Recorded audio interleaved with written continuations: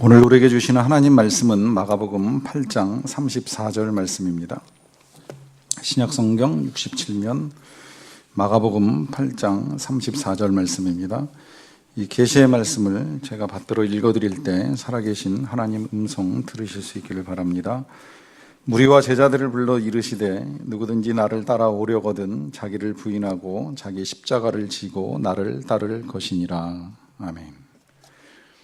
추석 명절 잘 보내셨는지요? 어느 때보다도 긴 연휴였는데 어떻게 보면 길어서 잘 보내기가 어려울 수도 있겠다는 생각이 들었어요. 이 긴 시간 동안 일상이 중단되고 좀 색다른 시간, 또 가족들도 만나야 되고 어디 움직이는 일들이 많다 보니까 오히려 주님과 동행하는 게 조금은 어려울 수도 있는 이제 그런 시간들을 보냈다는 생각이 들기도 합니다. 명절 연휴 첫날에 어떻게 남한산성이라고 하는 영화를 보게 되었는데 아마 보신 분들이 계시리라고 생각을 합니다. 많은 사람들이 평할 때 요즘 우리나라 정세 같다 이제 이런 표현까지 하면서 이제 영화에 관심을 불러일으키는 일이 있었는데요. 보면서 여러 가지 많은 생각을 하게 되는데 그 영화의 내용에 대해서는 뭐 사람들마다 견해가 좀 다른 것 같아요. 뭐 그걸 제가 일일이 다 말씀드릴 수는 없을 것 같고, 이제 보면서 저는 사실 마지막에 그 갈등이 고조되었을 때 나누었던 그 신하들의 대사를 좀 되짚고 싶은 마음이 있었어요. 근데 기억을 다는 못하겠고, 또 찾아보니까 그 신하들이 나누었던 대화보다는 영화가 가지고 있었던 주제, 뭐 실현 불가능한 정의와 실현 가능한 지옥 사이에서 어떤 선택을 할 것이냐 하는 것만 이제 노출되어 있어서 대사를 정확하게 짚어내지는 못하겠는데, 제가 기억하고 있는 그 신하들 사이에 갈등된 대화의 주제는 죽기까지 싸울 것이냐 아니면 죽음 같은 삶을 맞이하면서 지옥 같은 굴욕을 당할 것이냐, 이제 이 사이의 갈등이었던 것 같아요. 그러니까 쉽게 이야기하면 살 거냐 죽을 것이냐, 이 문제더라고요. 이 문제가 특히 제가 기억해내고 싶었고 또 이 시간에 다루고 싶었던 건 이것이 지금 이제 저와 여러분들이 다루고 있는 주제하고 이제 크게 무관하지 않기 때문입니다. 삶의 문제는 되게 중요합니다. 우리가 나를 따라오려거든이라고 하는 주제를 가지고 말씀을 나누는데, 앞으로 이 네 번째 주가 되면 구원하고자 하면이라고 하는 주제를 다루게 됩니다. 이 구원은 생명이고 구원은 삶의 문제입니다. 영원한 삶을 얻고자 하면 어떻게 해야 되느냐 하는 이제 문제를 다루게 되는데, 이제 거기까지 가는 과정 중에 오늘 자기를 부인하고 또 다음 주 십자가를 지는 문제까지 우리가 이제 함께 봐야 합니다. 사실 주님이 따라오라는 건 죽이려고 따라오라 하시는 건 절대 아니에요. 이것이 생명의 길, 삶의 길이기 때문에 따라오라고 하시는 겁니다. 그런데 이게 쉽지 않아요. 어떻게 따라갈 수 있을까? 정말 잘 따라갈까? 끝까지 따라갈 수 있을까라고 하는 질문을 가지고 우리가 말씀 한 구절 한 구절을 보게 되는데, 그러다 보니까 오늘 다시 한번 되짚고 싶은 것은 왜 따라가야 되느냐, 왜 우리가 주님을 꼭 따라가야 되느냐라고 하는 이 이유부터 좀 더 정확하게 이해하고 가는 것이 필요하겠다는 생각이 들었어요. 사실 우리가 예수님을 따라가야 될 이유는 너무 많아요. 그 가운데 몇 가지로 정리를 하자면, 그 첫째는 우리 예수님이 저와 여러분들을 사랑하시기 때문입니다. 세상 그 누구보다도, 물론 우리를 사랑해 주시는 분들이 여러분들이 계시지만 그분들 못지않게, 심지어는 그분들을 통해서 우리를 사랑하신 그 사랑이 분명하게 우리에게 드러났기 때문에 그 사랑으로 인해서 우리가 우리를 사랑하시는 예수님을 따라야 된다는 것입니다. 이건 너무 중요하니까 나중에 다시 조금 더 말씀을 드리겠습니다. 그 다음에 이제 또 한 가지 우리가 주님을 따라야 된다고 하는 이유가 있다면, 그것은 주님이 보여주신 삶 때문입니다.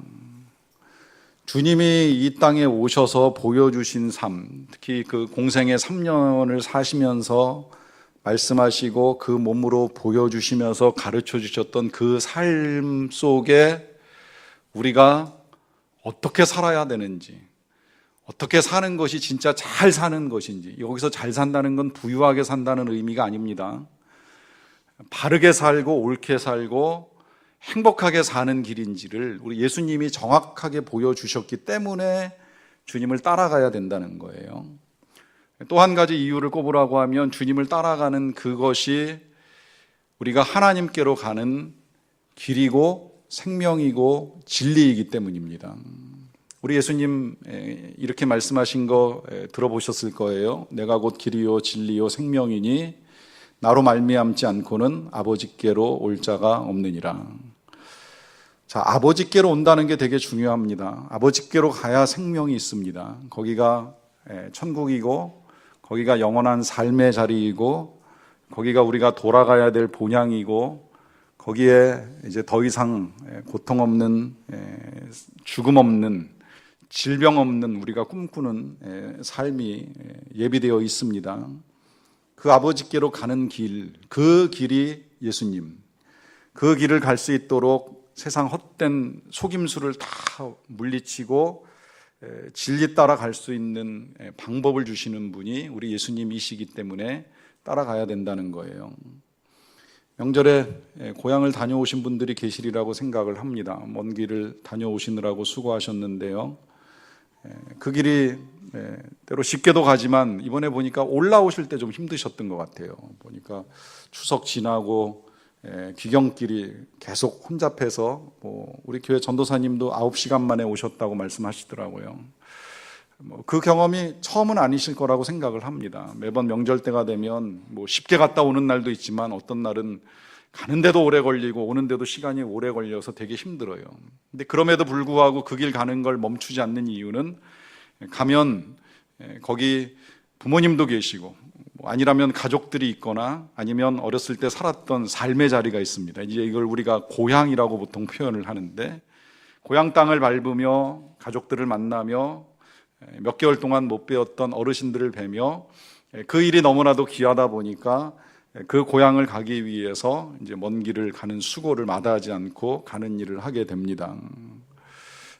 그 일이 귀한 건 틀림이 없지만 그 일보다 훨씬 더 귀한 건 우리 다 일생 끝내면 우리가 돌아가야 될 본향, 우리의 진정한 아버지, 우리를 너무나도 사랑하시는 아버지, 사랑하시기 때문에 우리를 기다리고 계시고 우리가 그 길로 갈 수 있도록 그 길을 열어주신 우리 예수님을 이 땅에 보내주신 우리 하나님 아버지를 만나는 일이 저와 여러분들이 반드시 돌아가야 될 고향 길이기에, 이 본향 가는 길이기에 이 길로 가는 것이 누구에게나 다 필요한데 그 길로 가기 위해서는 길이요 생명이 되신 예수님이 아니면 아무도 갈 수 없다는 거예요.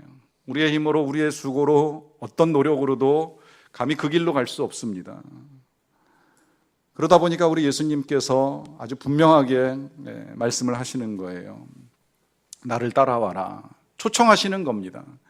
이 길이 본향 가는 길이고 이 길이 생명의 길이고 이 길이 살 길이고 이 길이 영원한 길이기에 이 길을 멈추지 마라 하시면서 초청하시는 겁니다. 그 초청의 메시지 오늘 본문 34절을 제가 다시 한번 읽어드리겠습니다. 무리와 제자들을 불러 이르시되, 이 초청은 제자들뿐만이 아니라 이제 모든 무리에게도 예외가 없기 때문에 주님이 무리들에게도 함께 불러서 말씀하십니다. 누구든지, 그러니까 예외 없이 초청하시는 거예요. 나를 따라오려거든 자기를 부인하고 자기 십자가를 지고 나를 따를 것이니라. 따라오라 초청하시면서 이제 몇 가지 당부를 하시는데요. 오늘은 그 첫 번째 당부인 자기를 부인하고 따르라 하시는 당부를 보게 됩니다. 자기를 부인한다라고 하는 이 표현을 어떻게 이해하시는지 모르겠는데 저는 어렸을 때 이 표현 보면서 조금 이제 이게 무슨 뜻인가 하는 생각을 가졌는데 보니까 저만 좀 어려웠던 게 아니라 여러 사람들이 좀 어려워했던 것 같아요. 특히 저하고 같이 전도사 생활을 한 교회에서 했던 동기 목사님이 이 본문 본인이 고등학교 때 처음 접했을 때의 느낌을 이제 말씀하시는 것을 듣는 일이 있었는데 그분은 고등학교 졸업하면서 바로 신학교 가서 이제 목사가 될 준비를 했던 분이세요. 그래서 이 본문을 딱 봤을 때에 드는 생각이 여기 이 르자가 오탄에 르자가 원래 의자여야 되는 거 아닌가, 자기의 부인하고 예수님을 따라야 되는 거 아닌가, 내가 목사가 되려면 결혼을 해서 아내와 함께 예수님을 따라가야 되는 거 아닌가, 이제 그렇게 이해를 하셨다는 거예요. 근데 그렇게 이해를 하는 것이 당시에는 그럴 수 있었던 이유가 뭐냐면 성경의 이 조사가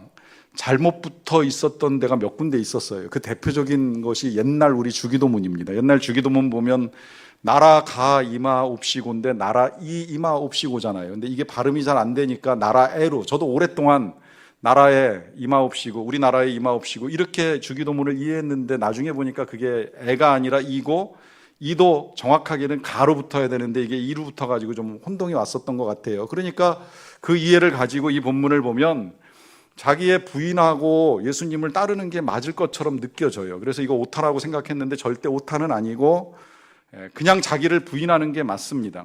자기를 부인해야 돼요. 그럼 자기를 부인한다는 것이 뭐냐 했을 때 이 개념이 어렵다 보니까 뭐 같은 혼동은 아니지만 지난 6월 달에 우리 교회에 오셨던 유은정 박사님도 그 부분이 잘 모르겠다는 솔직한 고백을 하신 것을 제가 들은 일이 있어요. 그분이 오셔서 했었던 강의는 자존감에 대한 특강인데, 건강한 자존감, 어떻게 우리의 자존감을 회복시킬 것인가에 대한 주제로 말씀을 해주셨는데, 이 자존감 회복이라고 하는 게 우리의 가치를 재발견하는 거잖아요. 우리가 얼마나 존귀한 존재인가를 깨닫는 일이 자존감이잖아요. 근데 이 자존감을 회복하는 것이 예수님이 말씀하신 자기 부인하고는 어떻게 되는지를 모르겠다, 이제 이렇게 말씀을 하신 거예요. 저는 그렇게 말씀하신 이유는 이해가 돼요. 왜냐하면 우리가 우리의 자존감을 지키고 자존감을 살리고 자존감을 회복한다고 하면 자기 부인을 할 수 없는 거 아닌가, 자기 부인이라고 하는 건 자존감을 버리는 거 아닌가, 자존감을 내려놔야 자기 부인이 되는 거 아닌가, 이렇게 생각을 할 수 있기 때문입니다. 그러나 자기 부인을 한다고 해서 자존감을 버리실 필요는 없어요. 일단은 너무나 중요하니까 여러분들 스스로 여러분들의 가치가 귀하다는 사실은 절대 쉽게 포기하지 마세요. 여전히 명절에 많은 사람을 만나면서 서로 가진 것 때문에, 서로 드러나는 모습 때문에 상대적으로 내가 별 볼 일 없다고 생각하는 그 거짓을 내던지십시오. 여러분들은 우리 하나님께서 예수님의 생명을 주고 맞바꿀 만큼 엄청난 가치를 지니신 존재입니다. 하나님이 얼마나 귀하게 여기시는지 몰라요. 너무나 귀하니까 천하보다 귀하다고도 말씀하시고, 그 천하보다 귀한 여러분 한 사람 한 사람을 위해서 우리 예수님이 대신 십자가를 지고 죽으신 거예요. 그럴 만큼 가치 있는 존재예요. 그 가치 있는 존재가 이 세상 잠깐 가지고 있는 것 때문에, 잠깐 보이는 것 때문에 별것 아닌 것처럼 착각하고 열등감 가지고 우울함에 빠져서 살아갈 이유는 하나도 없다는 겁니다. 나 스스로가 얼마나 존귀한지, 난 별 볼 일 없지만 내 안에 예수님이 계심으로 인해서 내가 얼마나 가치가 있는지, 그래 내 인생 질그릇 같지만 이 질그릇 같은 곳에 보석 같은 우리 예수님이 계셔서 얼마나 내가 귀해졌는지를 깨닫는 것이 자존감이고, 그 자존감을 우리가 버릴 필요는 없다는 거예요. 그런데 이제 문제는 이 귀한 가치를 지닌 우리가 어떻게 해야 되느냐라고 하는 그 질문 앞에 이제 예수님이 나를 따라와라, 그리고 따라오려거든 자기를 부인하라 하는 당부를 하시는 겁니다. 자, 그러면 이 자기 부인을 우리가 이제 이해를 해야 되는데, 이해에 앞서서 제가 한 설교자를 좀 소개하고 싶은데요. 19세기 미국을 대표하는 설교자로 이 가디너 스프링이라는 분이 계시는데요. 이분이 쓴 책 가운데 나는 진짜 구원받았나라고 하는 책이 있습니다. 이 책은 크게 그냥 딱 두 파트로 나눠져 있어요. 구원받은 것에 대한 결정적이지 않은 증거 한 파트, 구원받은 것에 대한 결정적 증거 한 파트. 그러니까 책이 딱 두 파트로 나뉘어져서 구원받은 증거가 아닌 거를 쭉 설명해주고, 또 구원받은 증거를 설명을 해줍니다. 이 증거는 우리가 오늘 우리의 신앙을 점검하는 데 있어서 참 중요한 것이기 때문에 제가 한번 열거를 좀 해드리고 싶은데요. 먼저 결정적이지 않은 증거들을 들어보세요. 구원받지 않은 것에 대한 결정적인 증거들입니다. 첫째로 도덕적으로 탁월하다고 다 참된 신자는 아니라는 것입니다. 이런 항목들을 들으실 때 주의할 건 도덕적 탁월성을 포기하라는 말은 아니에요. 오히려 참 신자의 표지 가운데 한 가지는 도덕적 탁월성인 것이 맞습니다. 다만 내가 도덕적으로 선하게 살고 착하게 산다고 해서 내가 구원받았을 거야, 받을 거야 라고 하는 착각은 버려야 된다는 거예요. 두 번째도 마찬가지입니다. 복음에 대한 이론적 지식이 많다고 다 참된 신자는 아니다.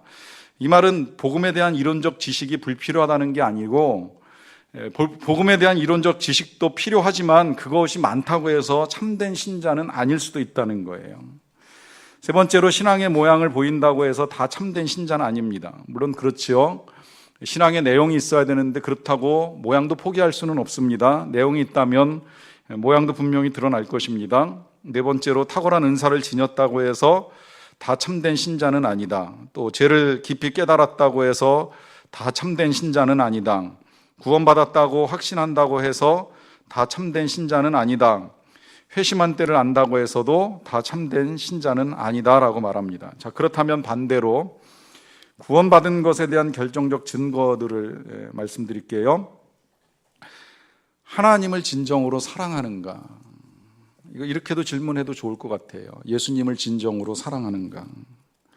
또 죄를 회개하고 돌이킨 자의 삶을 살고 있는가? 그러니까 깨달음에서 멈추는 것이 아니라 진짜 회개하고 그 죄에서 벗어난 삶을 사는 것을 말합니다. 그리스도를 믿는 믿음이 있는가? 어쩌면 이것이 우리가 주님을 따라간다라고도 볼 수 있을 것이고요. 복음적인 겸손함이 있는가? 또 하나님의 영광과 존귀를 위하여 헌신하는가? 헌신의 이유가 궁극적으로 하나님의 영광과 존귀인가 하는 것이고요. 기도의 영이 있는가? 또 다른 그리스도인들을 사랑하는가? 세상에 속하지 아니한 삶을 사는가? 은혜 안에서 성장하는가? 마지막으로 실제적인 순종을 하는가 하는 것인데요. 열거해 드리는 건 오늘 다시 한번 저와 여러분들의 신앙을 재점검하고 조금이라도 엇나갔거나 잘못 가는 것이 있다면 내가 지금 좁은 길 가는 것이 아니라 넓은 길에 들어섰구나 생각하고 저와 여러분들의 길을 바꾸어야 하기 때문입니다. 이 10가지의 참된 신자의 결정적인 증거 가운데 중간에 들어있지만 제가 마지막으로 빼놓은 것이 바로 이것입니다. 자기를 부인하는가. 이 또한 우리가 구원받은 것에 대한 결정적 증거라고 할 수 있겠는데, 다시 말씀드리면 구원받은 신자의 결정적인 증거는 우리가 우리의 삶을 부인하고 살아가느냐라고 하는 질문의 답으로 찾아볼 수가 있습니다. 자, 그러면 이제 자기 부인에 대한 이해를 할 필요가 있는데요. 일단 계속되는 이 가디너 스프링의 풀이를 보자면 그분은 이렇게 정의를 합니다. 자기 부인이란 하나님의 영광과 우리 인간의 최고의 선과는 일치하지 아니하는 모든 것들을 자발적으로 포기하는 것이다. 또 하나님의 영광과 인류의 유익과 일치하지 아니하는 모든 것을 자발적으로 포기하는 데서 자기 부인이 흘러나온다. 쉽게 다시 말씀드리면 자기 부인의 삶이라고 하는 것은 오직 하나님의 영광, 거기에 조금 더 한다면 모든 사람들, 많은 사람들의 유익을 위한 삶을 살아가는 거예요. 그 삶을 위하여서 혹 우리의 삶 가운데 포기해야 될 것, 이 포기해야 될 것 가운데에는 우리의 이익, 우리의 유익, 우리의 영광, 심지어는 우리가 소원하는 일들까지도 버릴 수 있어야 된다는 것을 의미합니다. 여기까지 들으면 의문이 생길 수 있습니다. 그럼 우리의 삶의 행복을 버리라는 말이냐? 여러분, 주님은 우리가 불행한 삶을 살기를 원치 아니하십니다. 불행한 삶을 살기를 원치 아니하시기 때문에 우리에게 주신 것 가운데에, 본성적으로 주신 것 가운데에 비참함에 대한 혐오하는 마음이 있습니다. 누구도 비참한 삶을 갈망하며 사는 사람은 없어요. 누구도 현재보다는 삶이 나아지기를 열망합니다. 지금 같은 삶에 만족하며 살아가지 않도록 하나님이 만들어 놓으셨습니다. 문제는 그 삶의 가치, 현재보다 나은 삶의 가치를 이제 어디에 둘 것이냐라고 하는 것이 문제인데, 이것을 나를 위해 둘 것이냐, 하나님을 위해 둘 것이냐의 차이가 있는 거예요. 그러니까 진정으로 자기를 부인하고 참 신자의 길을 걸어가는 삶의 모습은 삶의 목적이 정해지는 겁니다. 그건 하나님의 유익이에요. 하나님의 영광이에요. 하나님의 이름이에요. 그래서 이름이 높임을 받으시옵고라고 하는 기도가 거짓 기도가 아니 되는 거예요. 절대 나를 위해서, 내 가족을 위해서 하나님이 무엇을 해주시기를 기대하지 않습니다. 그 대표적인 예를 보여줬던 성경의 수많은 사람들 가운데에 다니엘의 세 친구를 꼽을 수가 있겠는데요. 이 세 친구가 하나님의 이름을 위하여서 풀무불에 들어가게 되는 상황에 놓이는 일이 있었어요. 풀무불에 화형을 당하는 지경에까지 이르는 겁니다. 어떻게 보면 한순간 말만 잘하면 쉽게 벗어날 수 있어요. 나는 하나님을 안 믿습니다. 하나님은 살아계시지 않습니다. 진짜 살아계신 건 지금 이 바벨론의 왕, 느부갓네살 왕, 당신이 섬기는 신이 진짜 신입니다라고 하는 한마디 고백만 할 수 있으면, 그게 거짓이든 진실이든 한마디만 할 수 있으면 풀무불에 안 들어가고 살아갈 수 있어요. 더더군다나 당시 강국이었던 바벨론의 국무위원으로 일을 하던 이 친구들 입장에서는 그 한마디 하고 호의호식하면서 얼마든지 편안하게 살아갈 수 있는 길이 앞에 있습니다. 그러함에도 불구하고 그 하나님의 이름을 저버리지 않고 그 하나님을 사랑하는 마음을 부인할 수 없어서 내가 그 풀무불 속으로 들어갑니다. 그리고 그 살아계신 하나님이, 우리의 하나님이 우리를 저 풀무불 속에서 건져 주실 것입니다. 혹 그리 아니하실지라도 이 하나님을 향한 우리의 믿음을 버릴 수 없습니다라고 분명하게 고백을 하고 풀무불 속으로 들어가는 그 믿음이 자기 부인인 것입니다. 이와 같은 믿음은 교회를 처음 만들었던 우리 믿음의 선배들, 초대교회의 성도들과 사도들도 똑같이 보여준 거예요. 사실 이분들의 삶을 우리가 조금 들여다볼 필요가 있는 것은, 그분들도 처음부터 자기 부인의 삶을 제대로 살았던 건 아닙니다. 예수님을 따라다녔다고 해서 그들도 자기 부인이 쉽게 이루어지진 않았어요. 어쩌면 자기 부인이 안 됐기 때문에 그 예수님을 따랐던 제자들 가운데는 예수님을 팔아버린 친구도 있고, 또 부인한 사람도 있고, 또 다 버리고 도망을 가는 일이 있었어요. 따라가다가 생각을 한 거예요. 저분 따라가다가는 내 삶이 온전해지지 못하겠다 생각을 한 거예요. 저분 따라가다가 괜히 나도 죽을지 몰라, 내가 어떻게 될지 몰라, 이게 불안해지니까 버린 거죠. 별로 나한테 도움 안 된다고 생각하니까 팔아버린 거예요. 차라리 팔아버리고 돈 30냥 받는 것이 더 유익이겠지 생각을 한 거예요. 그런 그들이 생각을 바꾸어서 예수님을 따라다니기 시작을 했을 때에는 그들에게 다가오는 어떤 위협도, 협박도, 심지어 고난도, 감옥을 가거나 죽게 되는 그 어떤 일도 피할 수 있는 일은 하나도 아니었어요. 왜? 오직 하나님의 이름, 하나님의 영광, 주님을 향한 사랑, 그 사랑 때문에 내 목숨을 내던지게 된다고 할지라도 결코 아깝지 않을 만큼 그런 믿음을 가지고 살았습니다. 그러니까 자기 부인의 증거로 나타나는 모습 중에 분명하게 이제 드러나는 것이, 자기 부인을 하는 사람은 절대로 자기 뜻대로 사는 것이 아니라 이제 하나님의 뜻대로 살아가기로 합니다. 그래서 그 하나님의 뜻대로 살아가는 과정 중에 어떤 어려운 책임도 기꺼이 감당하는 거예요. 그러면서 또 한편으로는 어떤 달콤한 죄도 짓지 않습니다. 주님께 내어드리지 못할 만큼 소중한 것도 없고요, 하나님의 영광을 위해서 희생할 수 없을 만큼 큰 것도 없는 것입니다. 생각이 완전히 바뀐 거예요. 그야말로 가진 거 다 팔아서 보석을 사기 위해, 보석을 얻기 위해 땅을 사는 그 농부의 마음으로 예수님 한 분만이면 충분하다라고 생각을 하기 때문에 세상에 그 어떤 것도 그분과 바꿀 수 있는 가치 있고 큰 거는 아무것도 없다고 생각하는 삶, 이것이 자기 부인의 삶을 사는 사람의 모습이라고 할 수 있습니다. 이런 삶을 살았던 사도 바울의 고백 보면 그걸 더 분명하게 우리가 알 수 있겠는데요, 고린도후서 5장 13절부터 15절까지 말씀을 보겠습니다. 제가 스크린에 나온 걸 읽어드릴게요. 우리가 만일 미쳤어도 하나님을 위한 것이요 정신이 온전하여도 너희를 위한 것이니 그리스도의 사랑이 우리를 강권하시는도다. 우리가 생각하건대 한 사람이 모든 사람을 대신하여 죽었은즉 모든 사람이 죽은 것이랑, 그가 모든 사람을 대신하여 죽으심은 살아있는 자들로 하여금 다시는 그들 자신을 위하여 살지 않고 오직 그들을 대신하여 죽었다가 다시 살아나신 이를 위하여 살게 하려 함이라.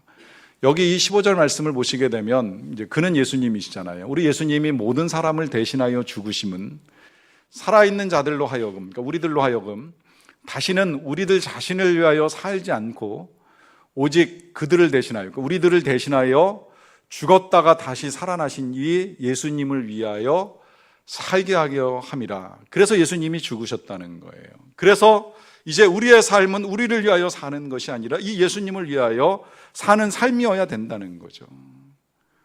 그래서 그 예수님을 위하여 살아가는 삶 가운데 많은 것들이 원래 바뀌게 돼 있어요. 꿈이 바뀌어야 돼요. 지금까지는 날 위해 살았다면, 자녀 위해 살았다면 궁극적으로는 그 모든 일들이 주님 위해서 어떻게 이것이 주님께 드려질까? 주님께 영광이 될까? 주님께 기쁨이 될까?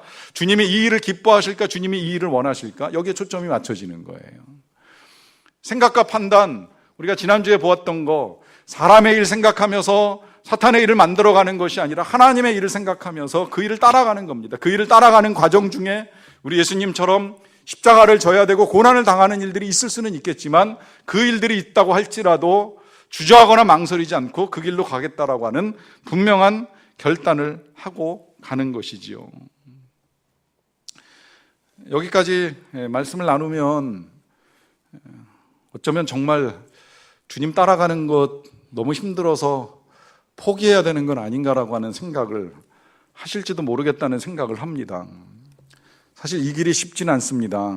어렵습니다. 그러다 보니까 우리가 지난주에도 확인했듯이 끝끝내 예수님을 따라간 제자들이 그렇게 많지 않아요. 어쩌면 그래서 예수님도 그걸 좁은 길이라고 말씀하셨고 심지어는 나더러 주여 주여 하는 자마다 다 구원을 받는 것이 아니라고까지 말씀하실 만큼 힘든 길입니다. 자, 그것을 우리가 감당해내기 위해서 다시 한번 우리가 주님을 좀 볼 필요가 있어요. 우리가 주님을 따라가는 건 주님을 잘 보면 따라갈 수 있습니다. 주님을 안 보면 안 돼요. 주님을 안 보고 사람을 보니까 힘든 거예요. 주님을 안 보고 세상을 보니까 힘든 거예요. 주님을 제대로 못 보면 절대 주님을 따라갈 수 없습니다. 이 주님을 보는 일이 중요한데 그 주님이 어떻게 이 길을 가셨는가를 다시 한번 생각을 해봅니다. 생각하기 위해서 다시 한번 주님께 대해서 제가 여러분들에게 이렇게 좀 말씀을 드리고 싶어요. 원래 우리 주님은 세상을 만드신 분 아닙니까? 그리고 세상을 다스리는 권세를 가지신 분이에요. 그 권세가 있으시니까 우리가 그분께 그 권세를 이용해서 나를 좀 도와달라, 내 인생을 이렇게 좀 풀어달라 이제 요청을 하는데 그 권세는 우리가 생각하는 상상 이상입니다. 엄청난 권세예요. 그 권세가 어느 정도냐면 모든 악을 멸하시고 모든 죄를 벌하시고 하실 수 있는 그런 권세예요. 그 권세의 능력이 가장 대표적으로 나타난 사건이 노아의 홍수 사건이고 소돔과 고모라의 멸망 사건입니다. 인류의 죄악이 관영했을 때에 더 이상은 정말 구원할 만한 사람이 남아있지 않다고 여겨졌을 때에 하나님께서 홍수로 세상을 멸하시는 일이 있었어요. 소돔과 고모라가 죄악에 빠졌을 때에 그 땅에 의인 10명을 찾을 수 없을 때에 하나님께서 소돔과 고모라를 멸망시키시는 일이 있었어요. 그때에 아시는 대로 홍수 때 건진받은 사람 노아의 가족 8명 뿐입니다. 소돔과 고모라가 멸망당할 때에 건진받은 사람 롯과 그의 2딸 3명 뿐입니다. 자, 이렇게 온 세상이 멸망이 되고 소돔과 고모라가 멸망이 될 때에 그 일을 행하신 분이 하나님이십니다. 인간의 죄악이 관영해서 더 이상 나도 봐야 죄 짓는 일밖에는 더 이상 할 수 없는 그 엉망인 상태를 바로잡아가기 위해서 하나님이 심판하실 수 있는 권세를 가지고 능히 그 일을 행하셨습니다.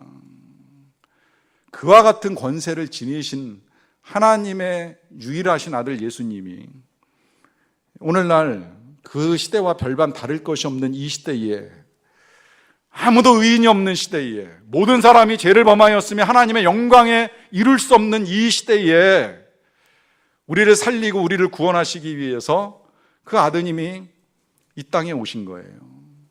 하나님의 아들이라고 하는 그 모든 권세, 능력 다 버리시고 우리 죄를 대신해서 십자가에서 죽으심으로 말미암아 우리를 살리고자 그 일을 위하여 이 땅에 오셔서 사람들로부터 온갖 겪지 않으셔야 될 일들을 다 겪으시고 십자가에서 죽으심으로 우리를 사하는 그 귀한 일들을 이루어 주셨어요. 저는 이 일에 있어서 죄송하지만 솔직히 좀 표현을 바꾸고 싶은 마음이 늘 있어요. 이게 우리 말의 좋은 점이면서 단점이라고 생각을 하는데, 이런 표현을 할 때는 좀 미국식 표현을 했으면 좋겠다는 생각이 들어요. 그냥 우리를 위해서나 저와 여러분들을 위해서라고 하면서 남의 일처럼 들리게끔 전하는 것이 아니라 당신을 위해서 이 일을 이루셨다고 전해드리고 싶은데, 이게 우리나라에서는 불경한 일이 되다 보니까 그냥 묶어서 우리들 여러분들을 위해서 이 일을 하셨습니다라고 말씀을 드리지만, 적어도 여러분들이 들으실 때에는 당신이라고 들으셔야 돼요. 당신을 위해서 그 전능하신 하나님의 아들이, 멸하실 수 있는 권세를 가지신 하나님의 아들이 십자가에서 죽기까지 사랑하셨다라고 하는 이 사실, 이 예수님의 먼저 된 자기 부인이 없으셨다면 저와 여러분들은 그 옛날에 세상을 떠난 홍수 때에 죽을 사람들과 소돔성에 갇혀 있었던 사람들과 별반 다르지 않는 인생들이라고 하는 거예요. 그런데 너무나 사랑하셔서 그냥 멸하실 수 없기 때문에 자기를 부인하고 대신 이 땅에 오셔서 죽으신 우리 예수님의 은혜로 말미암아 저와 여러분들이 죽음을 면하고 구원함을 받는 하나님의 자녀가 될 수 있었다는 것이지요. 이게 우리의 자존감인 것입니다. 이게 우리의 가치입니다. 그리고 이 가치를 허락해 주신 예수님을 정말로 귀한 분으로 우리가 알고 믿는다면, 그 다음엔 그분 따라가기 위해서 우리를 버리는 건 하나도 어려운 일이 아닌 것이지요. 물론 주님도 어려우셨어요. 어려우시니까 그 고난 앞에서 예수님도 주님 앞에 기도하시잖아요. 탄식하며 기도하시잖아요. 통곡과 눈물로 기도하시잖아요. 지나가게 해주세요. 이 잔을 지나가게 해주세요. 이 십자가를 면하게 해주세요. 그리고 마지막 십자가 위에서 돌아가실 때에는 하나님을 향하여 왜 나를 버리셨나이까라고 외치면서도 주님은 끝까지 그 길을 가셨어요. 그 길을 가신 주님이 이제 저와 여러분들을 초청하시면서 하시는 말씀입니다. 나를 따라와라. 나를 따라와라. 그리고 나를 따라오려거든 자기를 부인하고 나를 따르라. 기도하겠습니다. 사랑하는 성도 여러분, 마지막에 제가 여러분들께 드렸던 말씀은 우리를 사랑하셔서 십자가에서 죽임을 당하시기까지 하셨던 우리 예수님의 초청입니다. 나를 따라와라. 나를 따라와라. 나를 따라오려거든 자기를 부인하고 나를 따르라. 그 초청하시는 우리 주님 앞에 여러분들 각자의 믿음의 고백을 드리실 수 있기를 바랍니다. 기도하겠습니다.